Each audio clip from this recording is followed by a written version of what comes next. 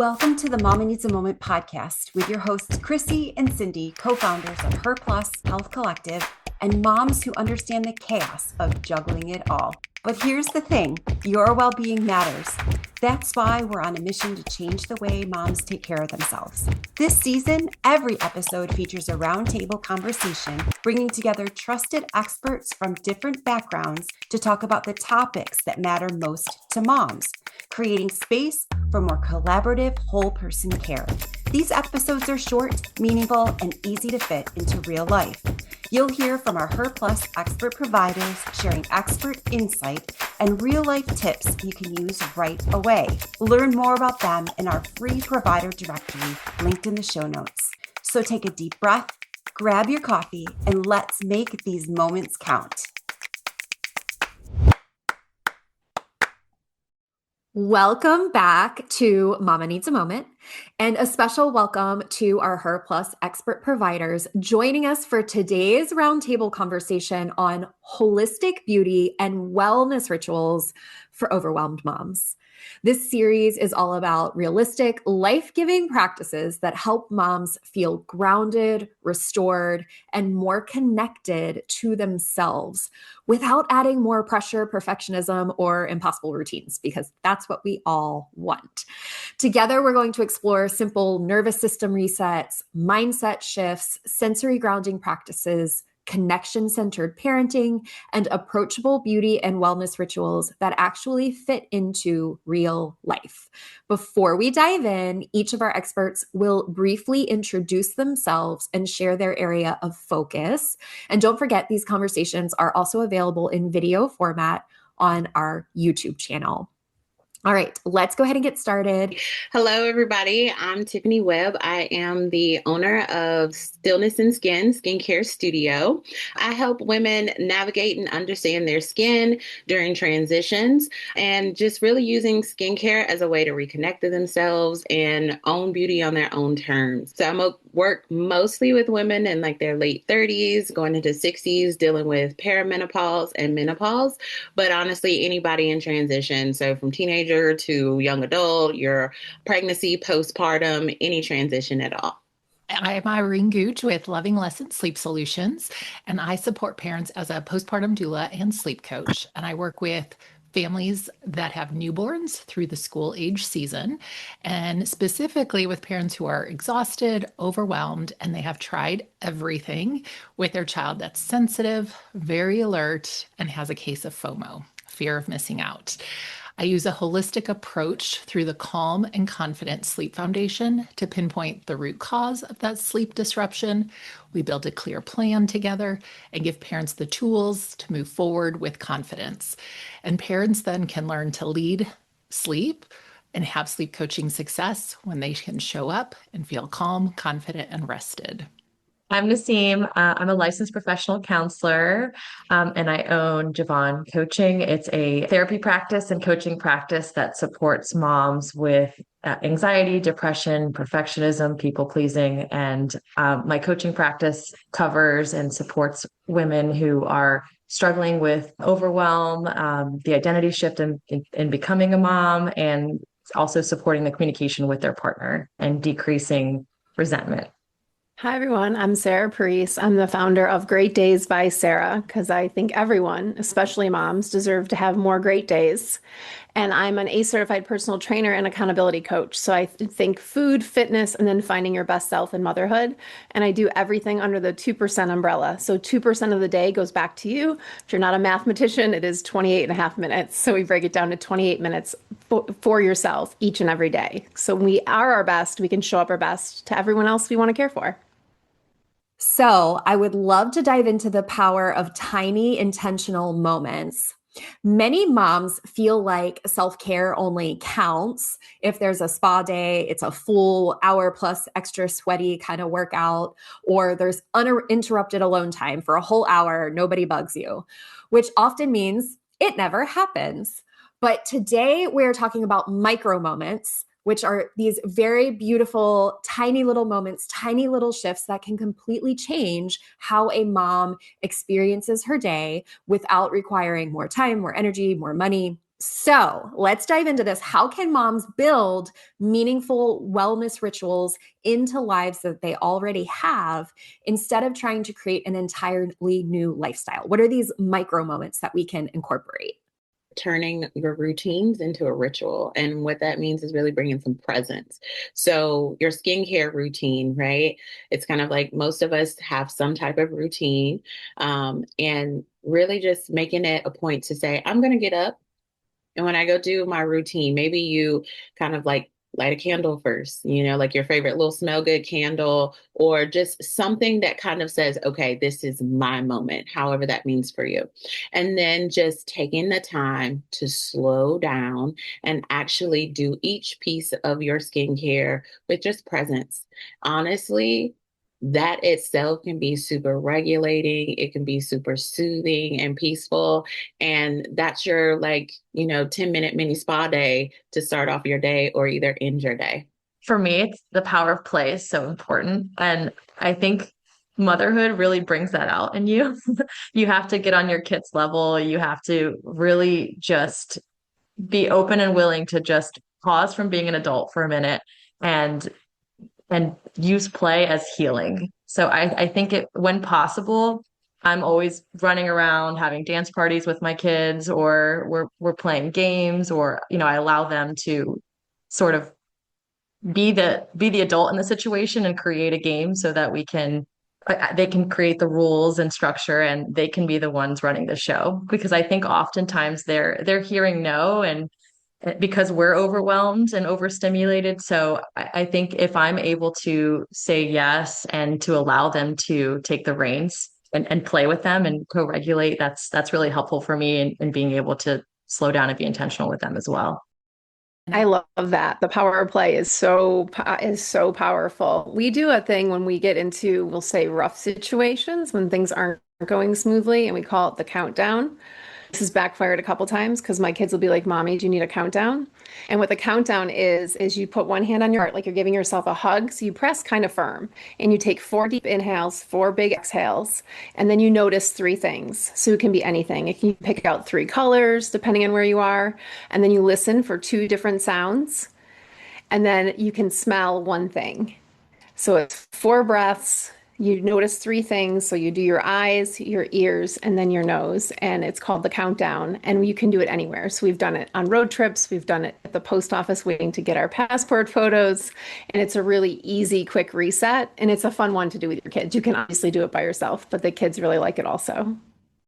Yeah, I think that bringing in these elements through play, habit stacking, like looking at the rhythms and routines you already have, because sometimes we don't realize that these rituals, like if we choose not to do them, they build up and create a lot of stress at bedtime. And I like to share that sometimes it's like this soda bottle analogy, like we're just shaking the bottle all day. And so by taking little moments to release and do these little mindset moments or whatever you want to call it, little brain breaks in the day, it's going to help you sleep better and just drift off. And one of the things that I love to do, because shoes, getting out of the house is oftentimes a really hard thing with like toddlers and preschoolers. So one of our favorite things was just to stop and smell the flower. And I would ask my kiddos, what color flower are you smelling today? Oh, I'm going to smell a red one, and then we can go into like naming flowers and all that kind of stuff. And I'm giving my kiddos eyeball time. We're connecting and we're also taking a big deep breath.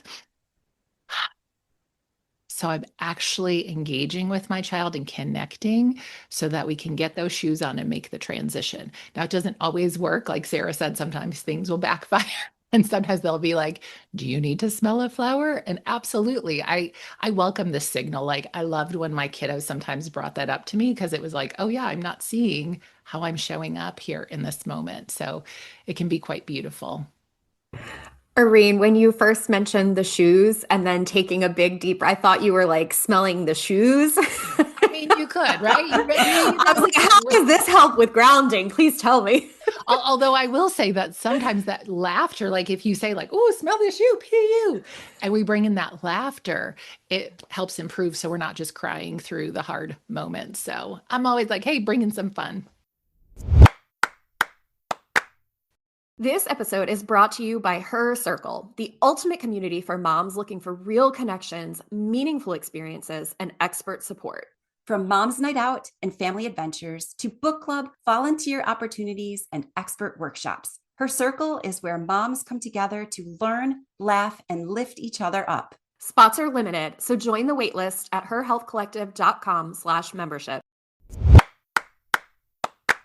Irene, I want to pick your brain a little bit more. You just mentioned habit stacking. And I think that that's been tossed around quite a bit. I'm sure that some of our moms that are listening have heard that term before. Can you describe what that is in a little bit more detail? And then I would love to hear from each of you in your industries how to implement habit stacking for a mom to make it easy for her, regardless of what stage of life she might be in right now. Yeah, so habit stacking really is looking at like the rhythms and routines, the things that you're already naturally doing. So, like every morning, I'm going to brush my teeth. It's just a natural part of the day. So, when I'm brushing my teeth during those 2 minutes, sometimes that's a great time for me where I will do some squats while I'm brushing my teeth. So I'm bringing in some movement into my day. It's not about creating and doing more. It's about doing the things I'm already doing, but better. And so it's really not about this long, drawn out routine, because I think that's oftentimes what parents will misunderstand. But it's looking at what are you already doing? And when I'm working with families with sleep coaching, I'm saying, like, what are we already doing? How do we make it better? Like, what's a way to bring in some fun element into it? So, like I said, when I'm brushing teeth, that's one way that I will get some movement in. Whenever I'm drinking, I do a habit of like just sipping slowly and just having a grounded moment, kind of like what Sarah had talked about before with like the coffee, just taking a moment to smell it, to sip it, to just enjoy it and hold it. And the other thing too with habit stacking is that, like, if I model this and I do it, I can invite my children to do it with me. So then we're co-regulating and doing these moments together. And it's not creating more work. I'm just showing my kiddos, like, hey, this is what it looks like when we take a coffee break or water break. And we're just creating that intentional moment in the day to just help us keep moving forward. I love that answer.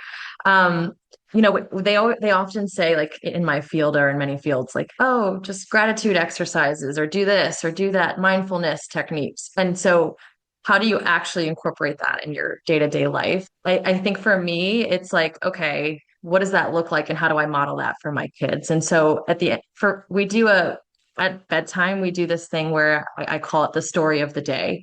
And I replay out the entire day with them and I talk about um, everything that we did, all the fun adventures we have, but also the moments that I was proud of them. And I noticed them doing really positive things for other people. And so I think it's showing them gratitude. It's showing them that I'm noticing and appreciating positive moments. And it's creating that connection. And it's doing mindfulness, but in a different way, or gratitude exercises, but in a different way that actually is a habit and it's a small and meaningful thing that I can do versus just doing mindfulness exercises in a general sense. I love that. Right. So I was just thinking like how important it is for us as moms, and then also like especially with young children and teaching also our young daughters, right? Kind of preparing them to take care of themselves.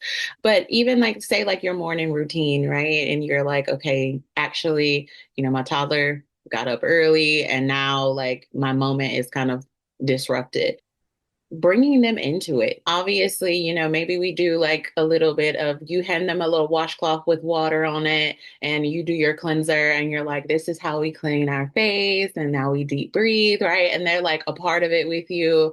And then it's like, maybe do give them just a teeny little moisturizer. Okay, put that on, depending on if it's not anything active. Of course, we don't want to do that. But just little moments like that where it's like, okay, the routine was maybe disrupted from your personal maybe moment, but this can now be a moment of connection with my little one. And then also as they get older, them being able to see you taking care of yourself. And they're like, oh, this matters. Like I should take care of myself too. And then of course, just minimal, right, routines. I'm not in that whole category of getting children involved on like actives or anything like that. So just little bit cleanser or water and then a little moisturizer. And now we've got a fun thing going and we're building a self-care ritual together. I love that, Tiffany. I always remind moms that self-care doesn't mean you're alone, because a lot of times we're not alone. So we have to do what's working in that moment. And then first, habit stacking in the kind of personal training realm of things, I like to say use transit. So we either pick our kids up from school, either it's in carpool or we go get them from the bus. And those are things we have to do. But look at the time that we sit on our phones, like in carpool, think about something you can habit stack in a healthier way. So instead of just like doom scrolling Instagram, that you can do a 3-minute meditation or just notice what's around you. Put the windows down. It's a gorgeous day today and just sit and breathe in fresh air instead of doing it. Or my favorite, I like to park in carpool a little bit early and then go for a 20-minute walk out and back. And the car's just sitting there anyways, but I can get some movement in. So thinking about the things that we are already doing, but that we can kind of just add a little bit of a healthier twist to. And if people are like, I don't have time, I say, check your screen time. How much time are you spending on social media? You can take a piece of that time and give it back to yourself. And I guarantee you, you'll feel a lot better at the end of it.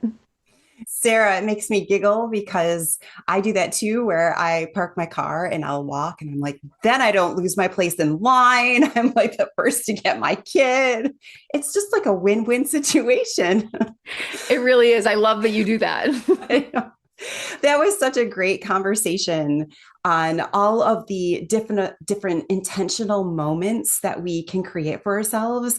I think that one of you had framed it as quote unquote, my moments, or the phrase that keeps going around is turning routines into rituals, which is wonderful. And I really enjoyed having you go in a little bit deeper on what it actually looks like to habit stack in your specific industries. And a lot of it came into connection. There was a lot of talk in there about how to connect in small ways with your children as you're doing all of this. And we'll be going into more detail on that in our next episode. So thank you so much for that discussion. Be sure to come back and join us for our next episode, where you can get more information from our Her Plus expert providers in this current roundtable discussion on holistic beauty and wellness rituals for overwhelmed moms. That's a wrap. You carved out a few moments just for yourself, and that's a big deal. We understand that time is limited, but we've got your back, which is why we keep these episodes short, sweet, and packed with goodness. Don't miss a thing. Hit the follow button so you're always the first to know when a new episode drops. If you had as much fun as we did, let us know by leaving a review. And remember to let other moms know that we're here doing motherhood alongside you. Grateful to share a few moments taking care of you.